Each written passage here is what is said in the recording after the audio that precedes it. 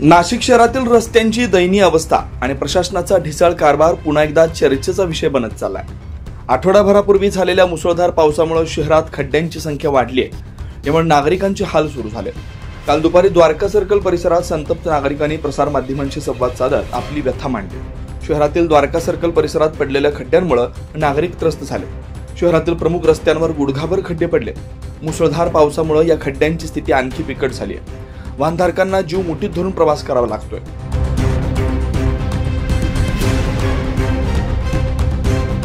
माझं नाव आलिम शेख, एक मी सामाजिक कार्यकर्ता असून द्वारका विभागात मी कार्यरत आहे। आणि दुसरी गोष्ट अशी का द्वारकावर म्हणजे आम्हाला असं वाटतं का प्रशासकाचा एकदम निष्पक्षपात का त्यांचा लक्षच नाही आहे इकडे। म्हणजे एक सामान्य नागरिक असून इकडे गड्डे असे झालेले पावसाचे, वारंवार ऑनलाईन कंप्लेंट टाकून वारंवार तक्रार करून अधिकाऱ्यांना बोलून पण तरी पण कोणीच लक्ष घालायला तयार नाही इकडे। काय लोक इकडं अक्षरशः असे जातात। आता पाऊस नसल्यामुळे ते खड्डे असं दिसत आहे तुम्हाला। पाऊस भरल्यानंतर असं होतं का त्याच्यामध्ये एखादी टू व्हीलरवाला कमीत कमी दिवसातून 10-12 टू व्हीलरवाले पडतात आणि आम्ही ते लोकांना उचलून त्यांना दवाखान्यापर्यंत पोहोचवलेलो। आपण तक्रार कुठे केली होती? तक्रार आम्ही बांधकाम आपले अभियंता जे यांचं आपले नगरपालिकेचे जे आहे त्यांच्याकडे पण तक्रार केली। ऑनलाईन 4-5 वेळा कंप्लेंट केली। काय कोणीच आता ऑनलाईनवाले कंप्लेंट टाकून ते काय करतात, काहीतरी आमचे कर्मचाऱ्यांना बोलवतात आणि त्याच्यामध्ये माती टाकतात, अक्षरशः माती टाकतात ते। आणि माती टाकल्यामुळे आणखीन चिखल होतं आणि चिखल असल्यामुळे गाडी स्लिप होते। काय आणि अशी परिस्थिती झाली आहे का द्वारकावर म्हणजे पायी चालणाऱ्या लोकांना त्रास आहे। नाव रोशन रतनलाल शर्मा, एक सामान्य नागरिक। मी रोज इथं बस स्टॉपवर येऊन उभा राहतो, प्रवास करतो, रोज माझा अपडाऊन आहे। हे इथं एवढा पाऊस नसल्यामुळे खड्डे दिसत आहे। आता जेव्हा पाणी पडतं त्याच्यात हेच पाणी आमचे शाळकरी मुलं किंवा कॉलेजचे पोरं पुरी किंवा बाहेर येणारे जे पण इथं स्थानिक नागरिक असो किंवा बाहेर येणारे प्रवासी असो यांच्या अंगावर उडतं ते पाणी झालेलं। आणि कोणत्याही गाडीवाले त्याच्यात काही चुकी पण त्यांना खड्डे दिसत नाही।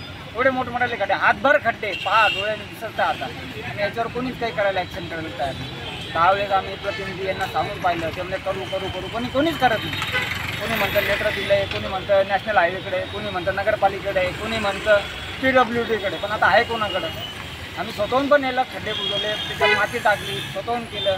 काही त्यांनी पण केलं असं नाही म्हणत, त्यांनी पण केलं, पण त्याचा काही उपयोग होत नाही। ते पाण्यात वाहूनच जावलं माती, त्याच्यासाठी चांगला उपयोग होला पाहिजे। आणि ते शेजारी त्याच्या बाजूला अजून एक पाणी चोकप आहे, ते नॅशनल हायवे, ते पुन्हा नॅशनल हायवे, ते पूर्ण पाणी पण याच्यावर येतं, ते पाणी वाहत जाते। ते चोकप काढायला कोणी येत नाही, त्यांना काढू येता पण ते व्यवस्थित करत नाही। डागडुजी तात्पुरती, त्याच्यात काही होत नाही। पाऊस परत तसंच होतं, काय करावं याच्यात? आणि त्याच्या बाजून तुम्हाला सांगतो 3-4दा ॲक्सिडेंट झाले। टू व्हीलरवाले जे खड्ड्यामुळे पडले, रिक्षा त्याच्यात अडकून जातात, रिक्षावाले बिचारे त्यांना मदत करतात, आम्ही मदत करतो। आता आम्ही दिवसभर नाही राहणार, त्याच्यावर काहीतरी ठोस चांगला उपाय व्हावा। लहान लेकरं बाहेर जात आहेत, बाहेरचे पब्लिक आहे ते आपली पुणे नगरी नाशिक ते बाहेर जाऊन येतात आणि त्यांना असे खड्डे दिसले काय उपयोग होणार? त्यांच्या अंगावर पाणी, कस्टमर कुठं जातं, काय जातं, काही नाही। लोकांचे धंदे पण येते, रिक्षावाले बिचारे ते त्यांच्या हाताने कामं करता येते। दरवर्षी खड्ड्यांचा प्रश्न समोर येतो, निवेदने दिली जातात, आंदोलनं केली जातात, पण प्रशासन काहीच ऐकत नाही। एखादा मोठा अपघात झाल्यावरच लक्ष घालणार का? द्वारका सर्कल हे नाशिक, पुणे, मुंबई आणि छत्रपती संभाजीनगरकडे जाणाऱ्या मार्गावरचं महत्वाचं जंक्शन आहे। इथं वाहनांची मोठ्या प्रमाणावर वर्दळ असते।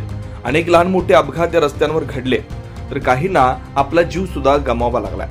प्रशासनाला वेळोवेळी कळवलं पण ठोस उपाय होत नाही। रस्ते म्हणजे मृत्यूचे सापळे बनले। तात्काळ दखल घ्यायला हवी। शहरातील रस्त्यांची भयावह अवस्था पाहता कायमस्वरूपी दुरुस्ती करून प्रवास सुरक्षित करावा, नाहीतर संतप्त नागरिक रस्त्यावर उतरल्याशिवाय राहणार नाहीत, अशी भावना स्थानिक नागरिकांकडून व्यक्त केली जाते। 9 न्यूज महाराष्ट्रासाठी प्रतिनिधी ज्ञानेश्वर आंधळे, नाशिक।